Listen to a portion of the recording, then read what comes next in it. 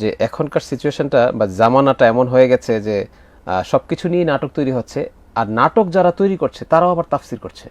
মানে নাটক যে তৈরি করছে বা যে নাকি কৌতুক অভিনয় করছে, তার তো সবগুলো কাজই কিন্তু অভিনয়, যেটাই করবে এটাই সে অভিনয়ের মাধ্যমে কিন্তু সে সোশ্যাল মিডিয়াতে দেখাচ্ছে, সোশ্যাল মিডিয়াতে সে অভিনয় করছে। এখন একজন অভিনেতাকে যখন নাকি সে তাফসিরের অভিনয় করতে পারে, যারা নাকি পেছনে বাসার ভিতরে বসে পেছনে ব্যানার টানিয়ে মাহফিলের মতো করে অভিনয় করছে, যেমন অনেক বক্তারাও আছে এটা করছে। আবার এমন কিছু আছে যে তারা অভিনয়ই করছে মাহফিলের, আবার এই অভিনয় থেকেই মানুষ তাকে ফোন করে দাওয়াত দিচ্ছে যে আপনি তো সুন্দর তাফসির করেন, দেখলাম আপনার চ্যানেলের মধ্যে, আপনি আমাদের এখানে অভিনয় হিসেবে আসেন, তাফসির কারক হিসেবে আসেন। এখানে তিনি আবার তাফসিরও করছেন। তো এই জায়গাটাতে আমাদের মানসিকতাটা ওই লেভেলে চলে যাচ্ছে আস্তে আস্তে, যে যারা দাওয়াত করছে, যারা আয়োজক, তারাও একজন অভিনেতাকে দাওয়াত করছে শুধুমাত্র তাফসিরের অভিনয় করার জন্য। সে কিন্তু তাফসির করছে কোরআন হাদিসের আলোকে, মানে মানুষের বা এখান থেকে কিছু তাফসির পাওয়ার উদ্দেশ্যে না, সে কিন্তু তাফসিরটাকে অভিনয়ের মাধ্যমে আপনার সামনে প্রকাশ করছে। জি জি জি, এটাও একটা অভিনয় তার। জি জি, এই জিনিসগুলো থেকে আমাদের মানে কতটুকু বেরিয়ে আসা জরুরি যারা আয়োজক আছে। আল্লাহু আকবার। আসলে আমাদের দেশে আমরা এই যে একটা নিয়ামত পেয়েছি, এটা যেদিন হারিয়ে যাবে, আমি ওয়াজ করি বিধায় কথাটা বলা না, আসলে এটা যেদিন হারিয়ে যাবে সেদিন এই জাতি টের পাবে যে কত বড় একটা সম্পদ হারিয়ে গেছে। আমরা মানুষ আমাদেরকে দাওয়াত করে, কত মহাব্বত করে কথাগুলো শুনতে নিয়ে যায়, জি, এবং সবচেয়ে ভালো খাবারটা আমাদের জন্য রাখে, সর্বোচ্চ চেষ্টা করে আসার সময় সর্বোচ্চ একজন আলেমকে সম্মান দেওয়ার চেষ্টা করে তারা। কিন্তু আমরা কি আদব পেরেছি সত্যি আমরা এই নীতি নির্ধারণী দেওয়ার, যে আসলে আলেমকে? আমি তো খুব অবাক হই অধিকাংশই যেটা আপনি বললেন, যে লোক ওয়াজের অভিনয় করে সে তো কোরআন সহি করে পড়তে পারবে না, অবশ্যই না।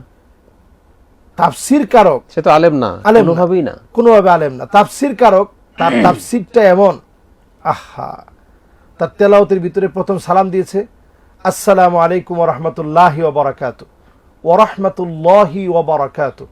এখানে লফজুল জালালা কালিমাতু আল্লাহটা মোটা করে বলতে হবে। তার সালামের ভিতরে শুরুতে ভুল, এরপরে সে কোরআন কারীমের একটা আয়াত তেলাওয়াত করেছে।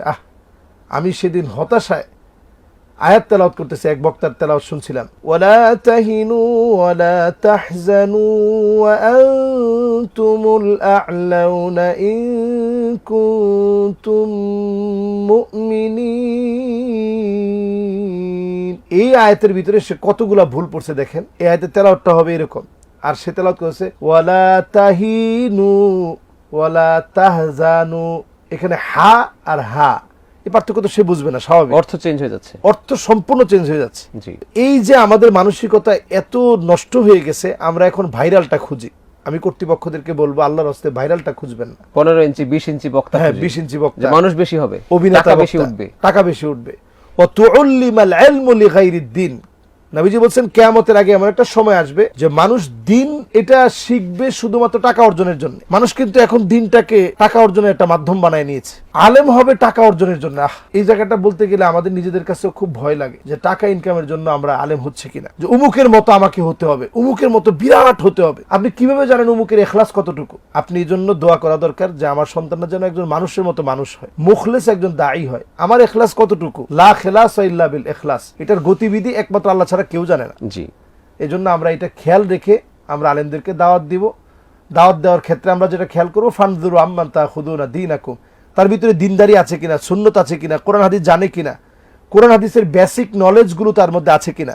শুধু সুর দেখবো না, অভিনয় দেখবো না, টাকা কতটুকু উঠবে, মানুষ কতটুকু আসবে, এগুলো দেখবো না।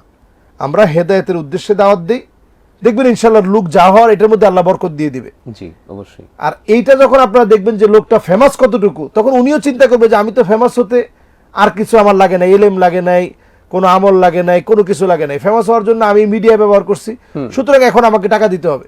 তখন সে গলা কাটা বাজেট আপনাদের কাছে করবে, 80,000, 90,000, 1 লাখ টাকা আমাকে দিতে হবে, কারণ আমি তো এই জায়গায় আসতে কোনো জ্ঞান দিয়ে আসি নাই, পড়াশোনা করে আসি নাই, আমি এই জায়গায় আসছি আমার মিডিয়া কাজে লাগিয়ে।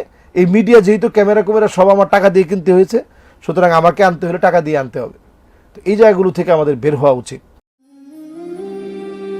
হেভেন টিভি, জান্নাতি আহ্বানী প্রতিক্ষণ।